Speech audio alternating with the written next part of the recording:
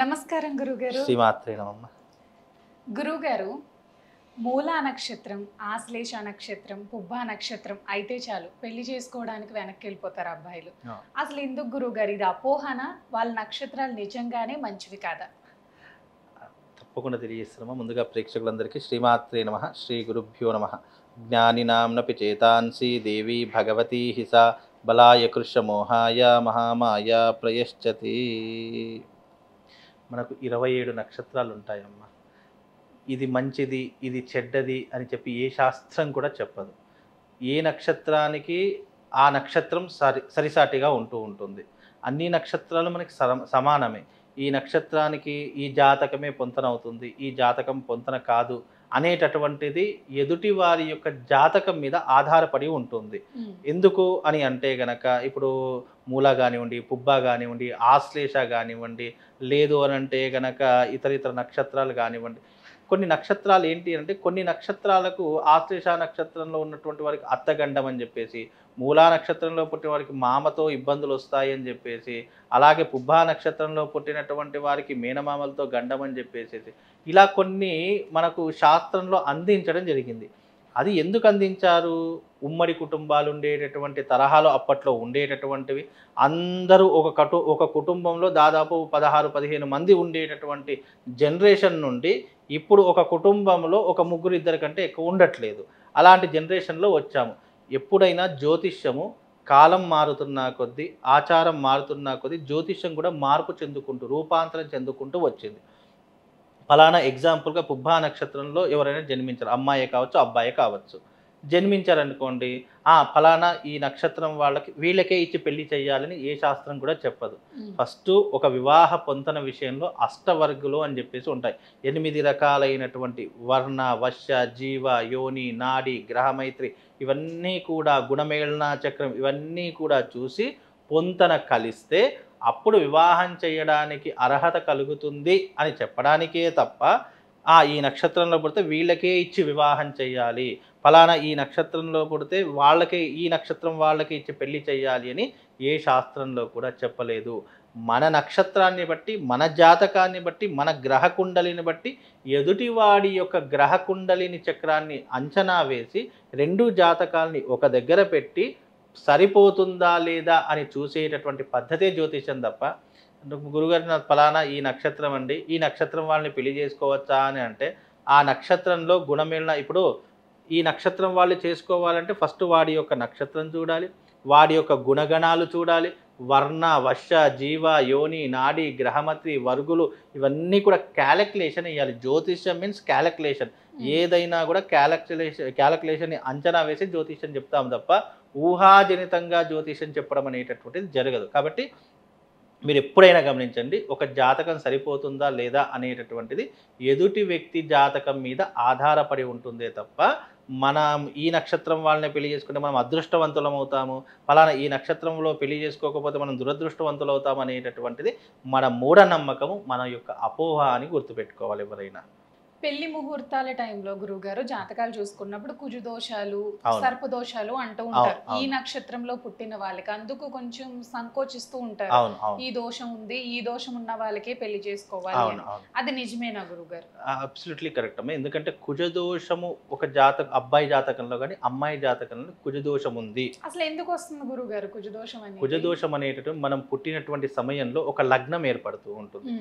లగ్నం అంటే మనిషి యొక్క స్వభావము అని అర్థం, దాని శరీరతత్వము అని అంటాము. ఎప్పుడైతే ఒక లగ్నం నుంచి 2వ స్థానం కానీ, లేదా 4వ స్థానం కానీ, 6వ స్థానం కానీ, 11వ స్థానం కానీ, 7వ స్థానం కానీ, లేదా 12వ స్థానంలో ఈ స్థానాలలో కుజుడు అంటే అంగారకుడు ఉంటాడో దానిని కుజదోషము అని నిర్వర్తించడం జరిగింది. ఎందుకంటే మన శరీర భావం నుంచి ఆయా స్థానాల్లో కుజుడు సంచరిస్తే మన శరీరం తత్వం ఎట్లా ఉంటుంది, అలాగే మనం ఏ రకమైనటువంటి బిహేవియర్తో ఉండవచ్చు, ఏ రకమైనటువంటి ఆలోచనతో ఉంటాము, మనకు వచ్చేటటువంటి అమ్మాయి సరిపోతుందా లేదా, అమ్మాయితో మనం నెగలగలుగుతామా లేదా, అమ్మాయితో అడ్జస్ట్మెంట్ అవుతామా లేదా, అమ్మాయి కావచ్చు అబ్బాయి కావచ్చు ఎవ్రీవన్ అడ్జస్ట్మెంట్ అవుతామా లేదా, ఈ జీవితం ముందుకు వెళుతుందా లేదా మధ్యలోనే డిస్టర్బెన్స్ అవుతుందా, విడాకుల దాకా తీసుకుని వెళుతుందా, ఇవన్నీ కూడా కుజదోషం ద్వారా బయటపడతాయి. కుజదోషం ఉంటే సంతానం ఆలస్యం కావడం కానీ, వివాహం ఆలస్యం కావడం కానీ, ఎన్ని ప్రయత్నాలు చేసినా వివాహం సఫలీకృతం కాకపోవడం కానీ, లేదా వివాహమైన తర్వాత ఇద్దరి మధ్య వైరం పెరగడం. కుజుడు అంటేనే కోపము ఆవేశంతో కూడుకున్నటువంటి గ్రహము, యుద్ధ వాతావరణాన్ని కూడుకున్నటువంటి గ్రహము. అందుకే కుజుడు ఆయా స్థానాల్లో ఉంటే కోపము ఉద్రిక్తత పెరిగేటటువంటి అవకాశాలు, అనుమానాలు పెరిగేటటువంటి అవకాశాలు, ప్రతి ఒక్క చిన్న విషయానికి భూతద్దంలో పెట్టి చూడడం, ఇలాంటివి ఎక్కువగా జరుగుతూ ఉంటాయి. అందుకే కుజదోషం ఉన్నటువంటి వారికి, కుజదోషం ఉన్నటువంటి వాళ్ళకి ఇచ్చి వివాహం చేస్తే ఇద్దరు కొట్టుకొని చేస్తారు. ఇక వాళ్ళ పాపాన వాళ్ళు వెళ్ళిపోతారు అని శాస్త్రం. కానీ అది కాదు. కానీ కాకపోతే కుజదోషం ఉంటే, కుజదోషం ఉన్న వాడికి వివాహం చేస్తే మైనస్ ఇంటూ మైనస్ ప్లస్ ఎలా అవుతుందో, ప్లస్ ఇంటూ ప్లస్ మైనస్ ఎలా అవుతుందో, అలా రెండూ ఉన్నటువంటి వారికి చేస్తే అది ఈక్వల్ టు అదే అవుతుంది. కాబట్టి ఆ రకంగా చేస్తే వాళ్ళిద్దరి జాతకం బాగుంటుంది, వాళ్ళిద్దరికీ ఎలాంటి గొడవలు రాకుండా ఉంటుంది, అడ్జస్ట్మెంట్ చేసుకుంటారు, అదే రకంగా కాంప్రమైజ్ అవుతుంటారు. కాబట్టి కుజదోషం ఉన్నటువంటి, కుజదోషం ఉన్న వాళ్ళకి ఇచ్చి వివాహం చేయాలి. ఒకవేళ వివాహం చేసినా కుజశాంతి చేయించుకోకుండా వివాహం కూడా చేయించకూడదు. తప్పకుండా కుజశాంతిని చేయించిన తర్వాతనే తప్పకుండా వివాహం చేయాలి అనేటటువంటి శాస్త్రం. చాలామంది ఏం చేస్తారంటే ఇద్దరికి కూడా కుజదోషం ఉంది కదా, ఇద్దరికి వివాహం చేసేద్దాము అంత మట్టుకే ఆలోచిస్తారు తప్ప, దంపతులు ఇద్దరిని కూర్చోబెట్టి అంగారక శాంతి చేయించాలి. అది శాస్త్ర నిర్ణయము, ధర్మాచారము. ధర్మం ఏం చెప్పింది అంటే కుజదోషం ఉంది, కుజదోషం ఇచ్చి వివాహం చేస్తే అయిపోయింది అని చేతులు దులుపుకోవడం కాదు. దంపతులకి ఇద్దరికి వివాహమైన వెంటనే కుజదోష పరిహారం చేయించాలి. అలా చేయిస్తే ఇద్దరికీ కూడా అన్యోన్యత పెరుగుతుంది. కుజదోషం నుంచి వచ్చేటటువంటి వ్యతిరేకతలు ఏవైతే ఉన్నాయో అవి రాకుండా ఉంటాయి. ఇక కాలసర్పదోషం, జాతకంలో కాలసర్పదోషం ఉంటే మనిషి జీవితంలో 4 ఆటంకాలు ఉంటాయి.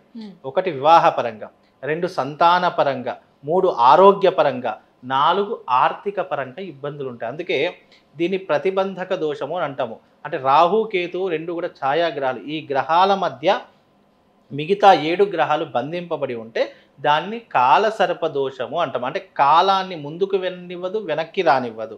మనం ఏ పని చేసినా ఆటంకాలే. మనకు సంతానం ఆలస్యం అవుతుంది, లేదా మొదటి గర్భము పడిపోవడం జరుగుతుంది, లేదా మనకు వివాహాలు ఆలస్యం జరుగుతాయి, వివాహం అయితే గొడవలు జరుగుతాయి. ఇక కాలసర్పదోషం ఉంటే ఒక మనిషి జీవితం అస్తవ్యస్తం అయిపోతుంది. మరి ఏం చేయాలి గురువుగారు? దానికి కాలసర్పదోషానికి పరిహారం చేయొచ్చు. కాలసర్పదోషం ఉన్న వాళ్ళు చాలామంది అపోహపడేది ఏంటంటే శ్రీకాళహస్తి వెళ్తే అయిపోతుంది అని అనుకుంటారు. కానీ ఎవరి జాతకంలో కాలసర్పదోషం ఉందో వాళ్ళు తప్పకుండా గోదావరి నదీ తీరంలోనే దీని శాంతి పరిహారం చేయించుకోవాలి తప్ప శ్రీకాళహస్తి వెళ్తే ఏమవుతుందంటే అక్కడ ఒక 100 మందిలో ఒకళ్ళ చేస్తూ ఉంటారు. అది కరెక్ట్ అయినటువంటి పద్ధతి కాదు. కాలసర్పదోషానికి కొన్ని పద్ధతులు ఉన్నాయి, కొన్ని ఆచారాలు ఉన్నాయి, కొన్ని వ్యవహారాలు ఉన్నాయి. ఆ ప్రయత్నపూర్వకంగా చేసుకుంటేనే దోష పరిహారం తొలగిపోతుంది అని శాస్త్రం. కాబట్టి ఈ దోష పరిహారం చేసుకుంటే ఇలాంటి అడ్డంకులు తొలగిపోతాయి. అందుకే ఎప్పుడైనా మీరు గమనించండి, సర్పం ఎప్పుడు ఇలా నేరుగా వెళ్ళదు, ఇలానే వెళ్తుంది. ఎందుకు వెళుతుంది? మన జీవితం కూడా ఎప్పటికీ సునాయాసంగా వెళ్ళదు. ఎప్పుడు అప్ అండ్ డౌన్స్ లేదా ఇబ్బందులు. మనం అప్పుడే సంతోషంగా ఉంటాం, అప్పుడే ఆ సంతోషం బాధకు కారణమైపోతూ ఉంటుంది. అంటే కాలసర్ప దోషం ఉంటే ఈ రకంగా ఉంటుంటే ఏది మనకు శాశ్వతంగా ఉండదు. డబ్బు శాశ్వతంగా ఉండదు, సంతోషం శాశ్వతంగా ఉండదు, దుఃఖము శాశ్వతంగా ఉండదు, వివాహం శాశ్వతంగా ఉండదు, సంతానం శాశ్వతంగా ఉండదు. అన్ని ఆటంకాలే, అన్ని ఇబ్బందులే. అందుకే కాలసర్పదోషం ఉంటే దానికి పరిహారంగా ఇది చేసుకుంటే అన్ని రకాలుగా బాగుంటుంది అని శాస్త్రం. అంటే వివాహంలో ఒక పొంతన చూడాలి అని అంటే గనక, ఒక నక్షత్రంలో ఇంత పొంతనలు చూడాలంటే ఫస్ట్ ఏమైనా దోషాలు ఉన్నాయా లేదా. చాలామంది గుణగణాలు, గుణమేళన చక్రము, ఇన్ని పాయింట్స్ వచ్చేసాయి, వీళ్ళకి పెళ్లి చేసేద్దాం అని మాత్రమే ఆలోచిస్తారు. కానీ జాతక చక్రంలో తప్పకుండా లగ్న స్వభావం చూడాలి. స్వభావం అంటే అర్థం ఏంటి? లగ్నము అనేటటువంటిది ఈ యొక్క అమ్మాయి మనస్తత్వం అబ్బాయికి సెట్ అవుతుందా లేదా, లేదా అబ్బాయి యొక్క మనస్తత్వం అమ్మాయి అర్థం చేసుకోగలుగుతుందా లేదా అనేటటువంటిది మనం పుట్టినటువంటి టైం మీద ఆధారపడి ఉంటుంది. మనకు అన్నీ కలిసాయి, ఇక్కడ స్వభావాలు కలవలేదు. స్వభావాలు అంటే వీళ్ళిద్దరికీ మ్యాచింగ్ కాలేదు. కొన్ని రీజన్స్ అంటే కోరికలు కావచ్చు, లేదా అహంకారం కావచ్చు, లేదా ఫర్దర్గా వీళ్ళిద్దరికీ పెళ్లి చేస్తే ఏ రకంగా అడ్జస్ట్మెంట్ అయి ఉంటారా, అండర్స్టాండ్ చేసుకుంటారా లేదా, ఇవన్నీ కూడా లగ్న స్వభావంలో తెలుస్తుంది.